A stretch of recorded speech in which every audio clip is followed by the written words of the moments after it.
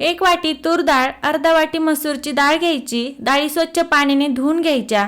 त्यामध्ये परत पाणी टाकायचं। आवडत्या भाज्या, हळद आणि तेल टाकून ही डाळ शिजण्यासाठी ठेवायची। इडली बॅटर तयार करून घ्यायचं। याची रेसिपी आपण अगोदरच पाहिलेली आहे।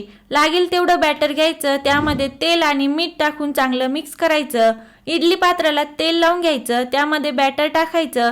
आता हे स्टँड भांड्यामध्ये ठेवून याला 10 ते 15 मिनिटांसाठी स्टीम करून घ्यायचं। आता कढईमध्ये तेल गरम करायचं। त्यामध्ये मोहरी, जिरे, लाल सुक्या मिरच्या, बारीक चिरलेला कांदा, हिरवी मिरची, लाल मिरची पावडर, सांबर मसाला, हळद आणि हिंग टाकून हे सर्व चांगलं परतून घ्यायचं। त्यामध्ये शिजवून घेतलेली डाळ टाकायची। चवीनुसार मीठ टाकून सांबारला उकळी काढून घ्यायची। शेवटी गूळ आणि कोथिंबीर टाकायची। चटणीवर चांगला तडका देऊन घ्यायचा। तर अगदी सॉफ्ट अशी इडली बनून तयार झालेली आहे। त्यावरती गरमागरम सांबर आणि चटणी खायला एक नंबर लागतं। तर करून बघा आणि चॅनलला सबस्क्राईब करा।